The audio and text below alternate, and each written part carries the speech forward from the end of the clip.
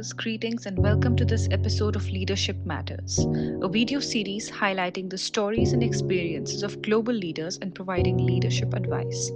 The series is hosted by Avinash Ananda, a recognized leadership advisor, happiness strategist, and a motivational keynote speaker. Over the course of more than 30 years, Avinash has personally mentored more than 1,000 leaders and trainers and trained more than 1 million individuals from all walks of life in 30 countries. Our special guest for today's episode is Judith Cartwright, founder and managing director at Black Coral Consulting. Judith has more than 20 years of experience in the hospitality industry, achieving unprecedented results by taking an innovative and disruptive approach to traditional revenue management. Prior to launching Black Coral Consulting, which is an award-winning hospitality consultancy based in Dubai, UAE, Judith was the Global Vice President of Revenue Management and Distribution with responsibility for the Atlantis Resorts, One and Only Resorts, and Mazagan brands. At Kersnal International, Judith was in charge of creating a commercial strategy and a revenue optimization culture that resulted in double-digit growth in all major income streams. Welcome to yet another episode of Leadership Matters. Dear viewers, we get together with very interesting, powerful individuals, leaders, and hear their life stories and then derive some lessons, leadership lessons from them. Today we have Judith. Judith, you're all the way in Dubai right now. Is that correct? That is correct, Avinash. It's a great pleasure to be here. Thank you so much. You have a lovely smile. You just heard about Judith. Her profile was read out to you. She's an accomplished, seasoned leader in the hospitality industry. But I learned something today. She does something very interesting in the hospitality industry, which sounds very financial, but actually is more commercial and strategic. Would you please tell us about what you do? Revenue management. Wow. Yeah, correct. So I'm very passionate about revenue management, revenue optimization in the hospitality industry. And that's where we help hotel management companies and owners to unleash their profit potential. We make sure that the inventory they have and the price points, that they also have the best possible profitable outcome. Are you the one, Judith? Are you the one? I'm so sorry for interrupting. Are you the one who's responsible when I want to book a hotel and the price changes? After I see it one time, it's one price. I go back next day and want to book, and the price is different. Are you the one responsible for changing the prices like this? That's what you would call revenue management. That's correct. And it's finding the right price for the right customer at the right time. It's very dynamic depending on supply and demand and the seasonality. Wow! And is it a field that is restricted to the hospitality industry or other areas? Because I think the airline prices also changed like that, and maybe in some other industries, the revenue management is a little more stable. Is that how it works, or? Yeah, it's exactly that. It's all around you, and it's constantly, whether you go to the cinemas, whether you take a taxi, your rental cars, in the retail shops, when you see offers, you have sales throughout the year. You have something that we refer to as decoy pricing. If you buy one T-shirt at 99 dirhams, for this region, or let's say at $10, you buy two T-shirts at $15, and then you buy three T-shirts at $18. Is then the shop, they want you to spend the $18 and they never intended for you to spend just one T-shirt, for the $10. But if you do, then it's good for them. So the whole dynamic of revenue optimization is all around you, but the end consumer just realizes that when the prices change up or down, which is going based on supply and demand, or when you go to the opera or to the theater, you do have different sections within the capacity. And they have different price points. The closer you are to the stage, the more expensive. If you come on a weekend in the evening, when the timings are most popular, you also might end up spending more money than if you come midweek during the matinee show. Well, that's interesting. That's fascinating. How is this? You set up your own company in revenue management in Dubai about 3 years ago. Is that correct? How was that journey? Before that, you were always in revenue management. Is this field always been with you? And now you set up your own. And is it a established way of doing things, especially in the UAE, or is it something new? Yeah, that's a very good question. I slipped into the revenue management culture very early on in my career when I was working in the United States, and revenue management had just started. That was the beginning of the Expedias of this world and Hotwire. And hotels, they were trying to look for different ways on how to fill the hotels, but then also when they had built their base business, then how can they leverage that base and how can they make then more profits? Sure. And it's a very well established function now. And what BlackRock Sure. Consulting is focusing on is asset management with a commercial lens, is where we help the owners and the asset managers to understand how can you improve and increase the top line revenues to further increase the profits, and not only manage the profits through cost I have a management. question, Judith. You mentioned asset management and revenue management with a commercial lens. What could be the other lens that they are used to? The other lens is then from a financial side, the finance lens when it comes to cost cutting. But with a commercial lens, that's really important and critical is how do you set your property apart from the competition? And in particular now, when we have destinations where you have a lot of amazing hotels opening up at the same time, what is the storytelling and what is the activation behind it? And understanding the difference between what's an activity and what's the activation. How does the end consumer hear about your property? Mm-hmm. What target markets are you going after? And then also what market segments, and then finding the right pricing and the right structure. And we also help hotels and owners to reevaluate their infrastructure when it comes to systems, when it comes to the distribution platform, how the end consumer books, but also making sure that they have solid standards in place that they can build on. And ultimately, you can imagine it to be like a pipeline. If there is somewhere, if there's a crack or a hole, then you have revenue that leaks through. If you have a blockage, you won't have the revenue streams flowing as much as they could. Wow, this is fascinating. I have so many questions in my head right now that come up. I'm very curious. For example, what is activity and activation? I don't want to get too much in detail right now, but I'm very curious. The other question that comes to mind, and I'm throwing out 3 or 4 questions, you choose what you like. The other question comes to mind is, you did this for Atlantis in the Palm Atlantis in Dubai also? Correct, Is yeah. that correct? Yeah, so Wow. prior to A launching little bit about your background also, please. Huh? Yeah, okay. What you've done before. So before, I've worked for many different brands. Started my career with Hilton International in Germany and then also in the US. And then I had the pleasure of joining Le Meridien in Germany and in Kuala Lumpur. You are German? And then also, I'm from Germany, yes. Okay. And then from there, then I joined a company called Minor International, who have the Anantara brands now in Abani, and that was at the very early stages, about 14 years ago. And I helped them to set up the revenue management function and the structure. And that was, a very owner entrepreneurial mindset. And from there, I moved on to join Curzon International, and the Atlantis in Dubai had just opened up, but the revenue management function did not exist. And that gave me a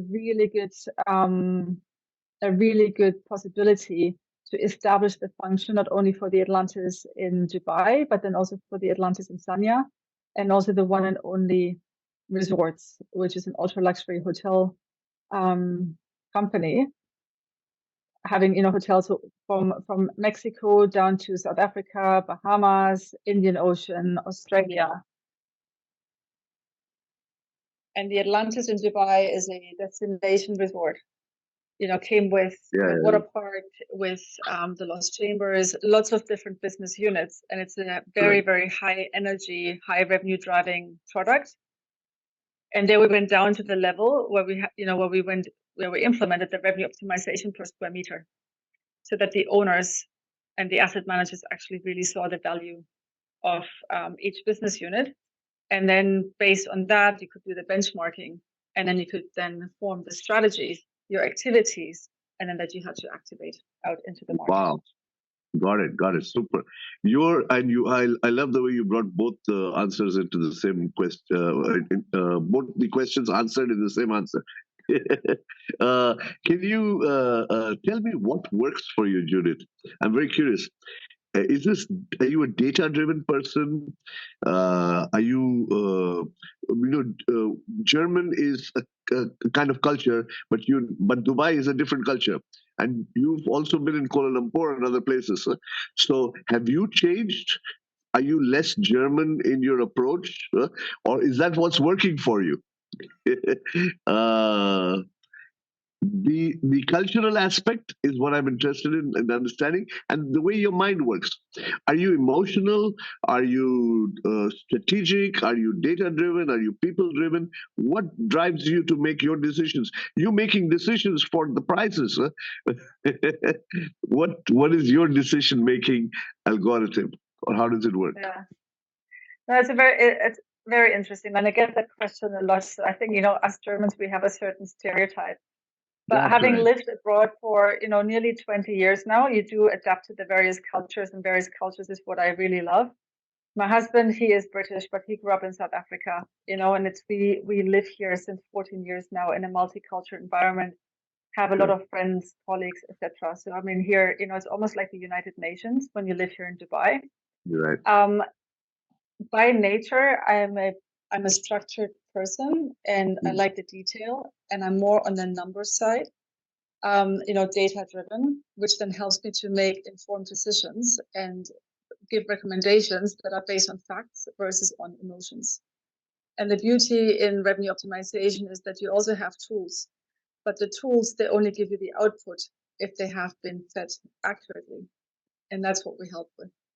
And then you have revenue management tools that you can use for your revenue optimization. They can also then help validate, what your thoughts are, and you can use them as a base, and then also as a benchmarking to make your informed decisions. And the businesses now that we manage, I mean, you're talking about $2 billion and more in top line revenues. So you do have to make sure that you do have informed decisions that are data driven, and you have the facts versus emotional. How does that work for you as a mom? It goes really well hand in hand, and actually that was one of the biggest things when I became a mom. I was already a senior vice president, and I had a very good mentor before I was having children who told me sometimes, don't sweat the small stuff and focus on the bigger picture when I was early on in my career. And then becoming a mother, you learn to prioritize and set the right priorities and focus on the items that really have a big impact. And you might not get caught up so much in the weeds. At least that was one of the biggest learnings for me. And it's a really nice balance. And I couldn't imagine it any other way. Well, that's lovely. You have how many children, Judith? I have 2 children, a boy and a How girl. old are they? A boy and a girl. How old are they? Yeah, 7. My son is 7, and my daughter, she's 3.5. Okay, wow. This is a long, long journey ahead of you. My mother always says, when you have a child, it's a minimum. No, I heard somebody say it's a minimum 20-year project, huh, if you have a kid. But my mom says it's a lifelong project. It's definitely a lifelong project, and it's the time is just flying too fast. Yeah. Yeah. So, people management or leadership, what are your thoughts on that? Is that also primarily fact and data driven? The people management and leadership, I mean, that's emotional driven, but also data driven, because you do have to listen to what employees are saying. So then Sure. when you take your employee surveys, I mean, Sure. if you weren't listening to the or looking at the data, then you can't make the informed decisions. But what's always been very much on my one of my passions is passing on the knowledge and is training. And Mhm. so I'm mentoring certain individuals. I'm also the chair of the revenue advisory board for HSMAI here in the Middle Mhm. East, which is the Mhm. Hotel Sales and Marketing Association. where we're now launching a mentee program, so a mentorship program, where we do have junior future revenue managers that we give access, direct access to senior leaders in the field. And that is something enough to have, some good mentors throughout my career. But not many people can actually say that they have direct access to senior leaders, that they can ask questions and where they can share their experiences, So, Judith, it's a very interesting accumulation of lessons are forming in my mind based on the various things that you've said. But I'm going to share it with you in a little while. Tell me something, Judith, about you mentioned boy and a girl. Is there a difference between a boy and a girl? You won some women leadership award recently. Congratulations for that. But thank you. You seem to be a very no nonsense, logical professional who probably doesn't want to be looked at as a man or a woman, but more as more from a merit point of view. Huh? What is your take on boy and girl, and what difference does that make in life or in business? Yeah, thank you. I think in life and in business, in the future, hopefully, it doesn't make as much of a difference. And for me, I'm not making it a subject. I treat every project and everything that I have equal. I do hope, though, in the European cultures or in the European countries, that they do follow what is established here in the UAE. And what's working really well here in the UAE and also in Saudi Arabia and the GCC countries is that here you don't get hired for gender, or you don't get paid for gender, you get paid per skill. And that's something where the European countries and also the US, a lot of other countries can actually learn from. And that way it's not even, it's not even a topic on the table that needs to be discussed. Lovely, lovely. And you personally, I've seen you are doing a lot of work to inspire individuals, and especially young ladies. Although you don't want to make it a topic, you don't want to let go of the fact that there may be those who need inspiration. Is that correct? Yeah, that is correct. And I also do get the question a lot, how did you manage to have a career and be a mother at the same time? And it's it's just something that it's something that comes together once you're in it and you figure it out. And a lot of other women have figured it out too. You do need to have a strong support network. And I've got an amazing husband, who supports me throughout the way, also with my entrepreneurial journey. And I have a lot of other amazing, women and men that are supportive. And, I think you just have to build your right network on a personal level amongst your friends, but then also on a professional level. Do you joke? I do. Believe it or not, but us Germans, we do have quite a good sense of humor. Yeah. Yeah, I know. I have some German friends who've got an excellent sense of humor, and everybody says the Germans are so serious. And I was wondering what happens when a German and a Britisher come together. Huh? I was just trying to imagine that. Probably when I meet you guys, I will know. Is he also is he a stereotypical British guy, or is he different? Because you guys have been all over the world. Yeah, no, he grew up as an expat child. So, whilst he's British, but he's lived in Holland, Sri Lanka, and in South Africa and Botswana. So he's very much an expat child. And it's he's got a very good sense of humor. And, as long as he remembers the rules, I always tell him, just remember, the wife is always right. That's nice. That's nice. Lovely. Anything else you'd like to share with us, Judith, about your? Do you have hobbies? What do you do to relax? Are you like always working? No, I do enjoy golf. Golf is one of my passions, and golf. That's nice. And here in Dubai, we're very lucky that the weather is nice pretty much throughout the year.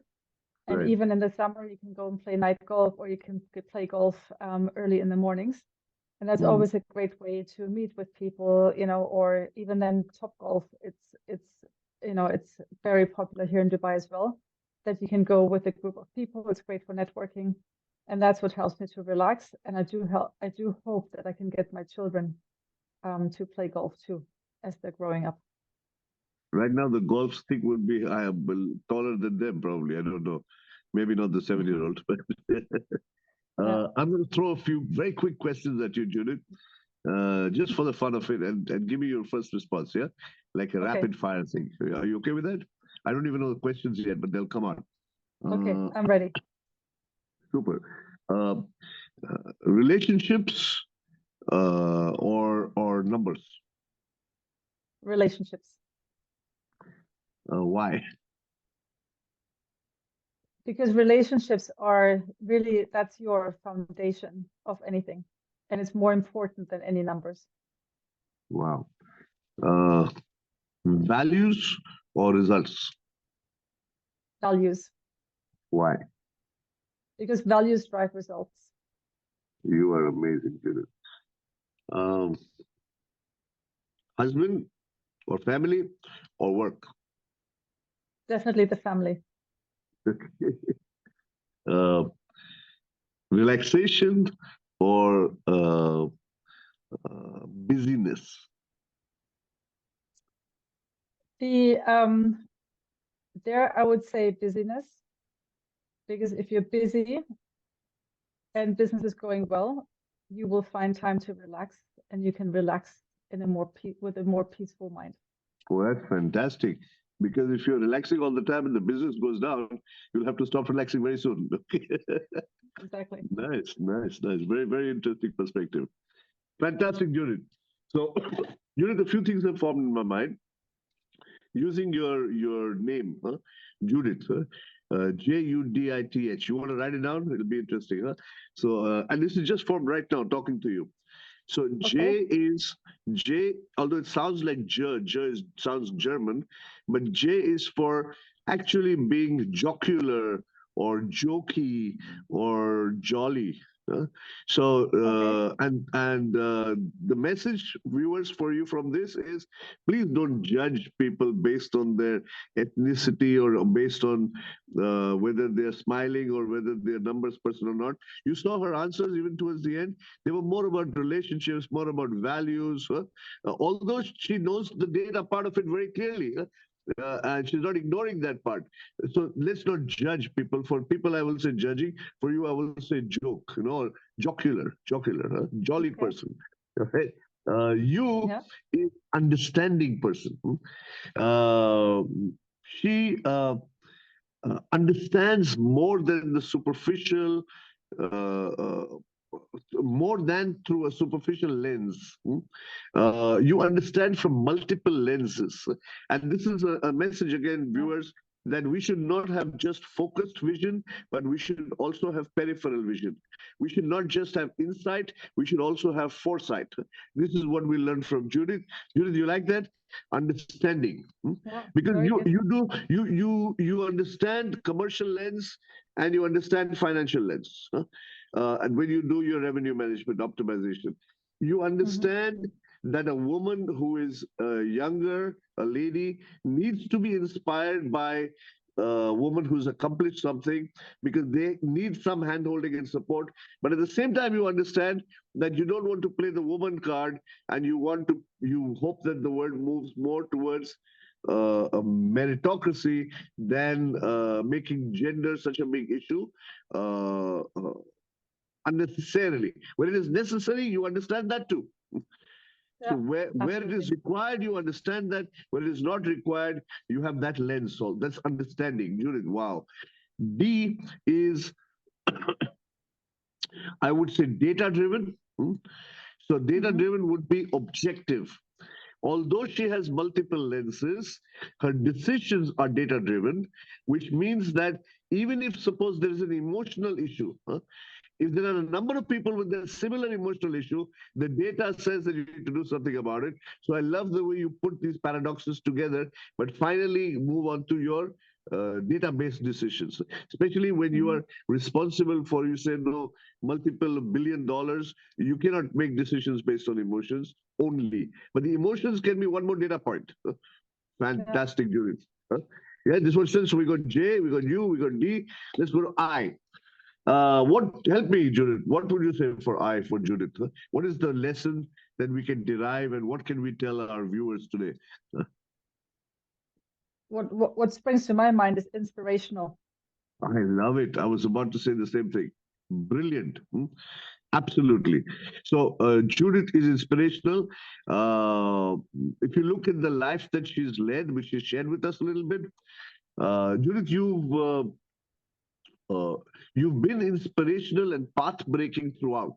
Hmm? Yeah, because the story you shared about the Atlantis and with the number of various activities happening, so handling complexity with ease is inspiring. Wanting to support and help others is inspiring. I love that. Huh? For T, Judith, I thought of training oriented, because Yeah, you're not just inspiring people, you want to develop people. And you believe a correct. lot in training, right? You do the coaching, the mentoring, the other associations that you're involved with. Fantastic. And H, I think word that comes to my mind. Please button any time and tell me what you feel is you need to want to change or you want to add. We're looking at Judith very dispassionately from a data-driven, objective perspective. Huh? Both of us are studying Judith and learning from Judith. H, I would say, is holistic. Yeah, I would have said exactly the same. Yeah, very good. Fantastic, fantastic. Huh? So I'm thinking more German now. Holistic is again. Don't stop being a great mom just because you're a great leader. Uh, don't stop being. Uh, don't stop working hard just because you want to play golf. Huh? It is possible in life to do both. You know, in India, in Hindi, there is a word called or. In the English, or is or, which means you have a choice, right? This or Yeah, that. In Hindi, there's a word called or, it sounds the same, and that or means and. Uh, so, Judith, although she doesn't know Hindi, she doesn't go for the English or. When you give her a choice, you want this or you want golf or you want work, you want kids or you want this. She doesn't go for that. She goes for the Hindi or, which is both. Let's do it all. And that's such an inspiration. Fantastic, Judith. Loved it. How do you like it?